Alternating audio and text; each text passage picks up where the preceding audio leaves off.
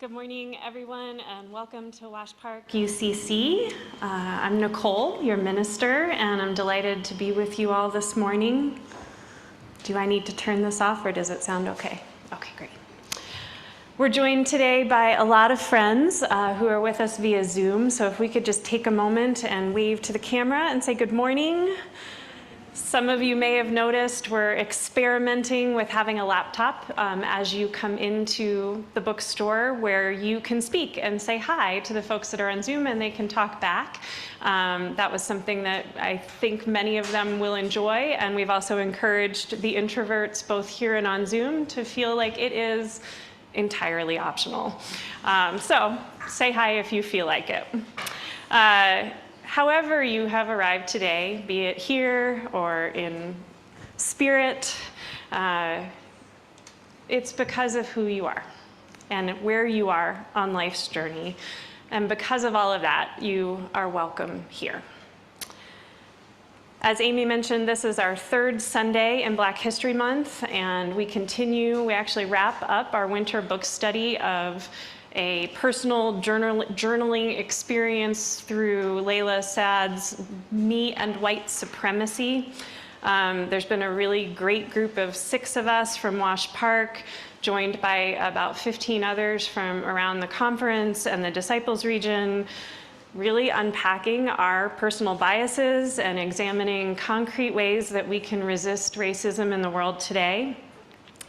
All of our Sunday gatherings this month will also attempt to especially lift up African American voices through our readings, our liturgical resources, and through singing some spirituals. And as one small but I think important and critical, meaningful practice, each time we sing an African American spiritual here, we make a $25 donation to a group called the Fisk Jubilee Singers, who honor the living tradition of these songs, which were, of course, sung during our awful period of enslavement in this country. And just support the artists that are carrying that form forward for us today. And now I'm going to invite Noah to come forward and lead us in our call to celebration that is found in your bulletin.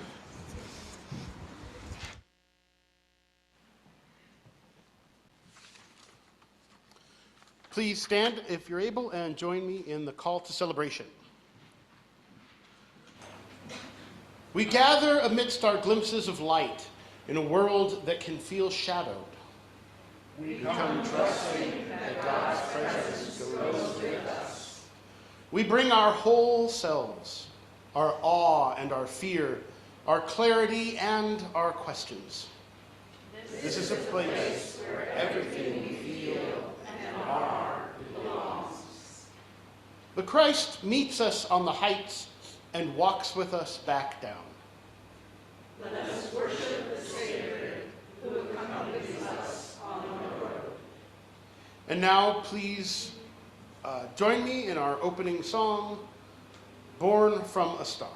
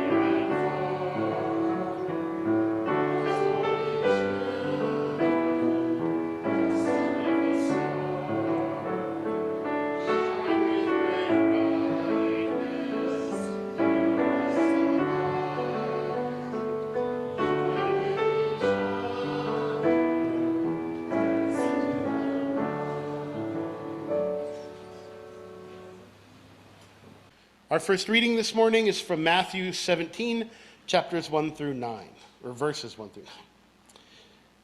6 days later, Jesus took Peter, James, and John his brother, and brought them to the top of a very high mountain.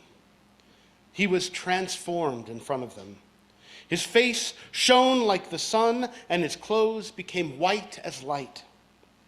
Moses and Elijah appeared to them, talking with Jesus.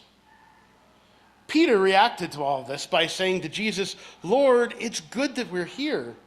If you want, I'll make 3 shrines, one for you, one for Moses, and one for Elijah." While he was still speaking, look, a bright cloud overshadowed them.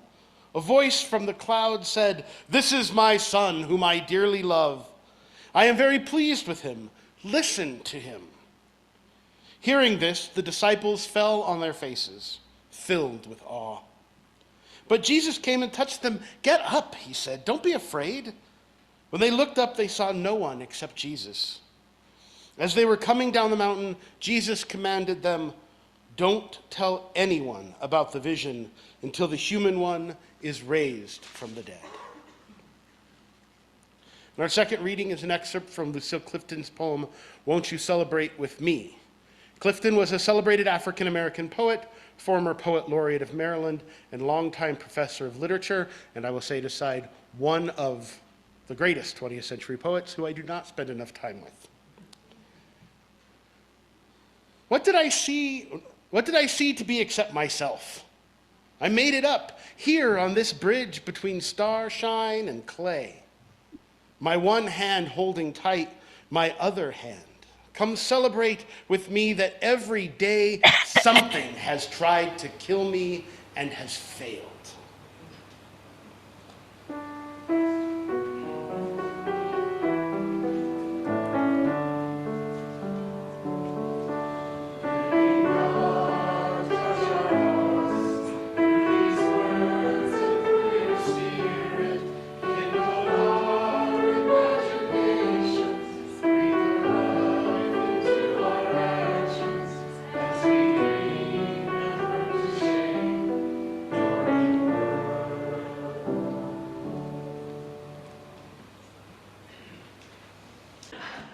Good morning. It's really good to be gathered with you this Transfiguration Sunday. Transfiguration Sunday is the Sunday in the church year right before we begin Lent, and it's a time when we remember this somewhat fantastical story about a few of the disciples seeing Jesus shining with holy light up on a mountain. And the reason that it's always in our lectionary right before Lent, when we're liturgically walking with Jesus on his journey from the mountaintop that we hear about today towards Jerusalem and, of course, towards the cross, is because I think it's meant to give us a glimpse of the light that we get to hold on to until we reach the resurrection and our celebration of Easter.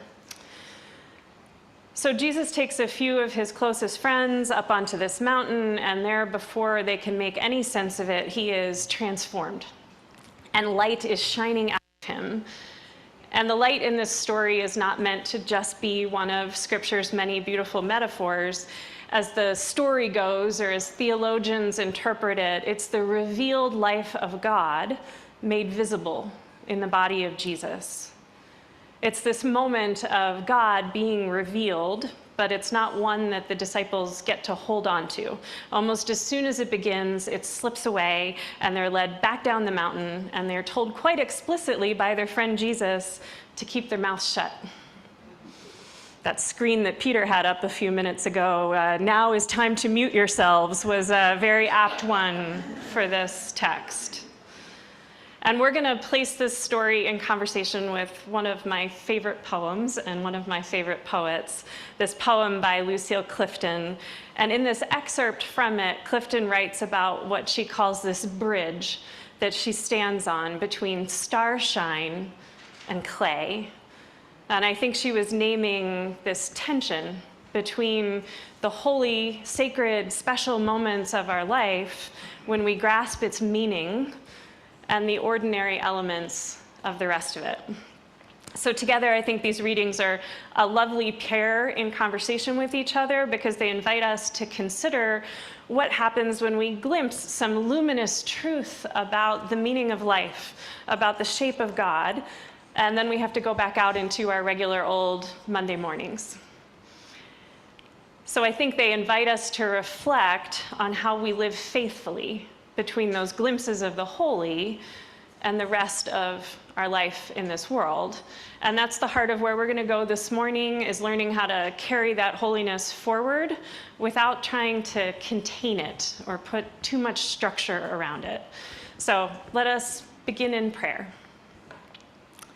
God of both starshine and muck, of shining vision and steady presence, I ask that the words of my mouth and the meditations of all of the hearts gathered here be acceptable to you and be shaped by your wisdom.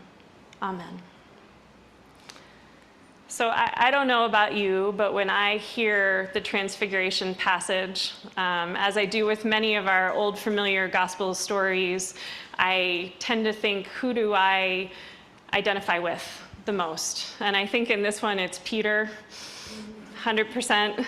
Not in the confidence that he brings to interrupting a conversation between Moses and Elijah and Jesus, but in that instinct to try to do something when a moment just felt too big to wrap his head around. In the face of his, very human friend, Jesus, starting to shine like the sun. And then these long dead prophets that he has grown up learning about, Moses and Elijah, appearing before his friend, now who has sunlight emanating out of his eyes. Just picture that for a moment, right? Picture that if I got up here and all of a sudden sunlight started shining out of my eyes. And Peter tries to sound like it's exactly what he was expecting when they went on that hike, and that he totally knows how to handle this moment, and says, Lord, it's really good that we're here. If you want, I could build 3 shrines. And I think there's some people-pleasing at work in that move that he's making. I think he knows that something profound is happening, but he doesn't entirely understand it. So here's where I recognize myself in it. He tries to honor that moment by organizing it. I think if Peter lived in the time of Google Suite, he would have been a big fan of spreadsheets. Those Google Sheets would have proliferated. He's putting these larger-than-life figures, these holy figures, and he's suggesting, well, let's just create some tidy structures that we could put around them. In different translations of this passage, we hear shrine translated as booths or tabernacles. We were talking about this at office hours earlier this week. I gave them this text and said, what words don't you recognize? What words do you want to know what they mean? What questions do you have? And Peter said, what's a booth? And I said, I always pictured it like a dunking booth, which gave this mountaintop feel, maybe a little bit more of a bazaar, a fair of some kind. But what Peter's trying to do is something that I think most of us on our journey of faith try to do. We try to put a container around something that we don't totally understand. And I definitely recognize my own impulses in that response, which is one of the reasons that when people want to engage in theological conversations with me, I was having a conversation with folks that were walking in this morning, I say, you and I don't have to agree, because our conversation about the different positionality will enrich both of our beliefs. So we put these containers around things that we don't understand, and that is human. In my family, I think I also recognized in Peter my own role as the celebrator.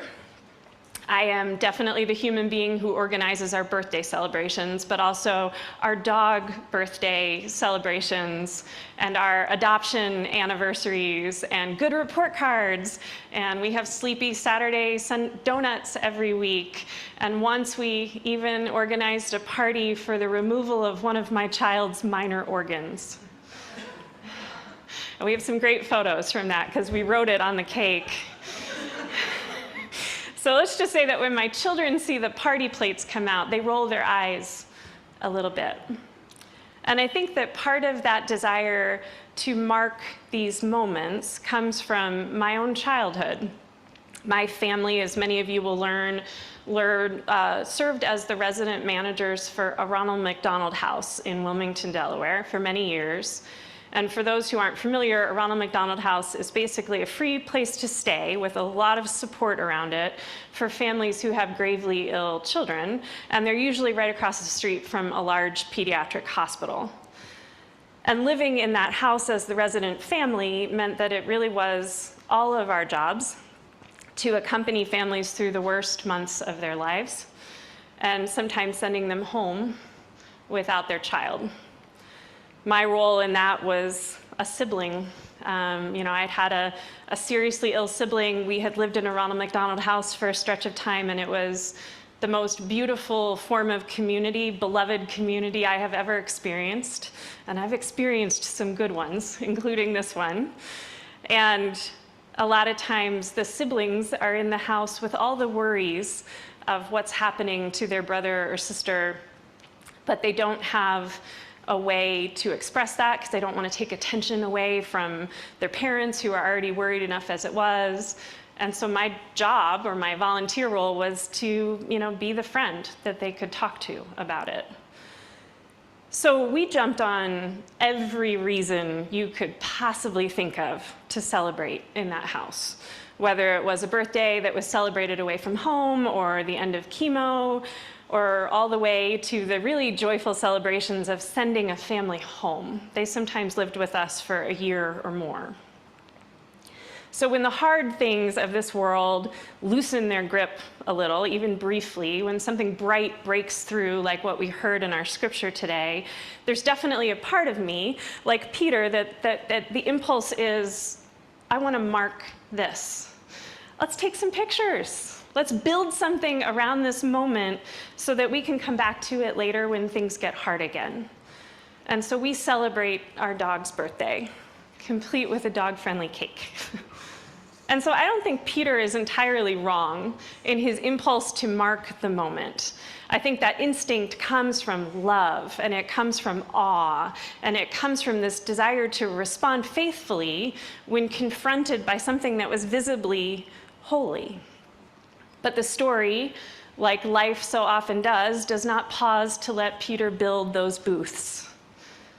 Before Peter can start erecting those containers, this cloud descends, and a voice interrupts, and the voice says, I don't need you to build a booth, Peter. This is my son, whom I dearly love. He is the tent that came and was pitched among you. Listen to him. And when that voice fades, Moses and Elijah fade with it. And the vision dissolves, and Jesus goes back to not radiating light out of his eyes and tells them not to be afraid, and then leads them back down the mountain. So for me, it turns out that the point of the Transfiguration is not to capture the holiness, but to trust that the holiness that was within Jesus was persisting beyond that moment on the mountaintop. And I think that shift matters for me because most of our lives are not lived in the shining mountaintops. They're lived in that long in-between.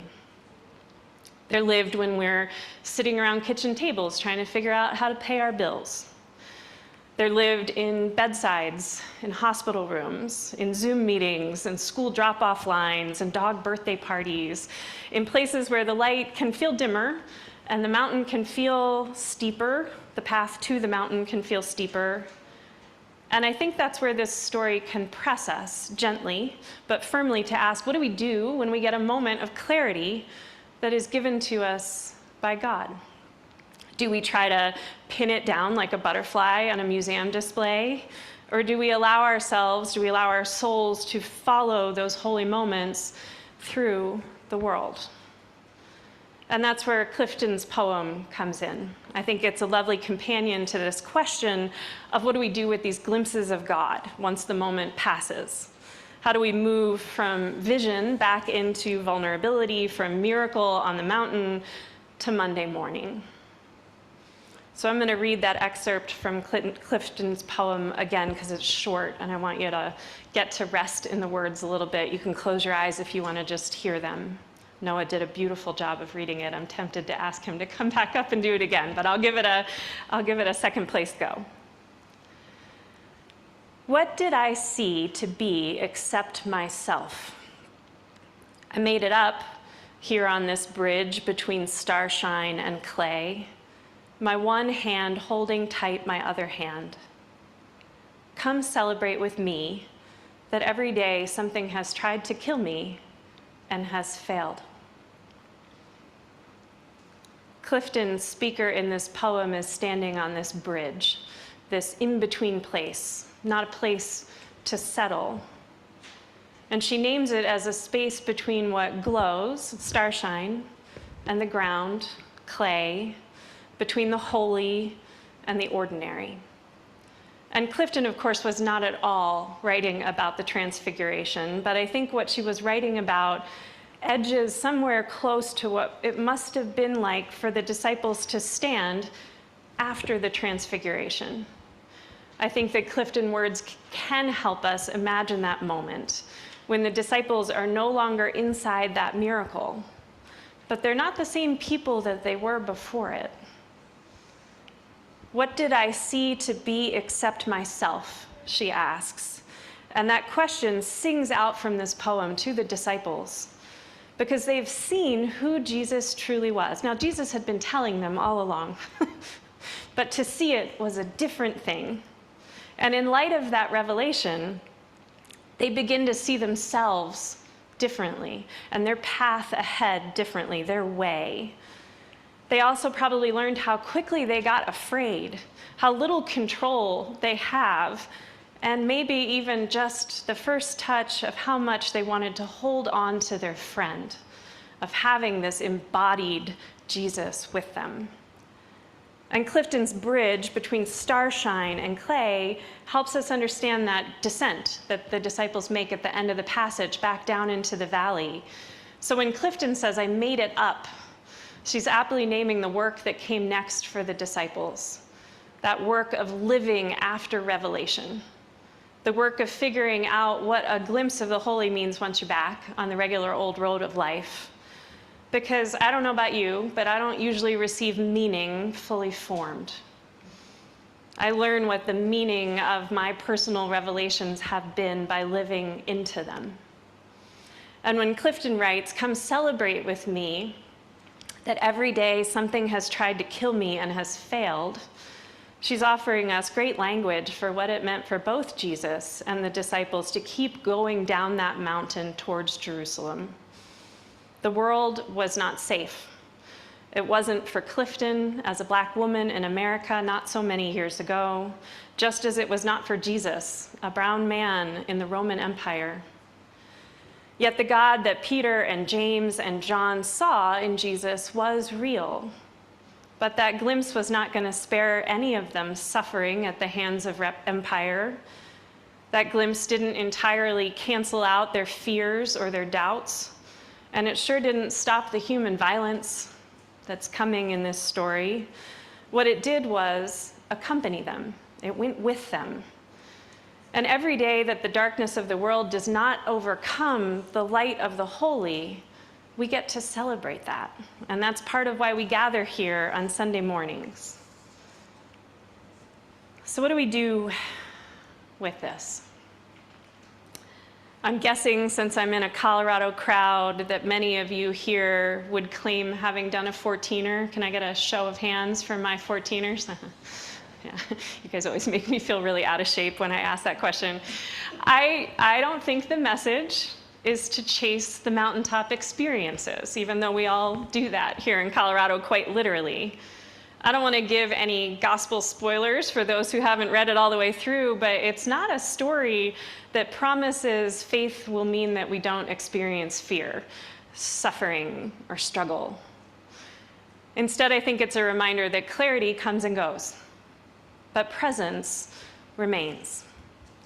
We'll have moments when God feels near and close and almost visible, like the disciples did on that mountain, and we'll also have long stretches when God doesn't feel close or clear. And I think the temptation can be to measure our faith by the brightness of those close moments and to doubt ourselves when we feel more distant from God. But I think this story suggests that we might measure based on what we do after those moments of clarity pass. Like Clifton's bridge between starshine and clay, This life is lived within the ordinary, conflicted, wonderful mess that we call the world. This Wednesday, I hope many of you will join me to mark ourselves with ashes and to ritually remember that we are made of dust, and to dust we will return. Those are the words you hear as we impose the ashes.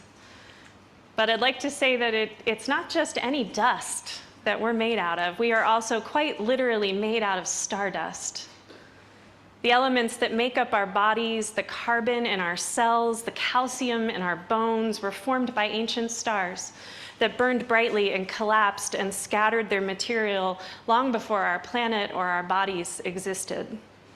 And in between our earthly beginnings and earthly endings, we get to inhabit this remarkable combination of matter and spirit, cosmic matter and spirit, that breathe fear and love, and that dance, and that curse, and that sing, and that fail, and that get to try again, and get to forgive. And once upon a time, our God entered fully into that reality, took on a human body like our own, learned what it was like to be vulnerable and finite, and to walk the long road between moments of clarity and moments of doubt and suffering. And he gave his friends a glimpse of that holiness, maybe to remind us that when the light flares up in our lives, we might learn to recognize it as a little holy enough, a holy snack that tides us over and leads us forward. Because we all have to go back down the mountain. We all have to wake up to Monday mornings, hopefully meaningful ones. And this week, we also walk into Lent, into lives that are made of both stardust and absolute muck, trusting that the same embodied God who walked those disciples back down the mountain is walking within us still. And I think that's good news. Amen. Come, come, whoever you are, wanderer, worshiper, lover of leaving, ours is no caravan of despair. Come, yet again come. Come, come, whoever you are, wanderer, worshiper, lover of leaving, ours is no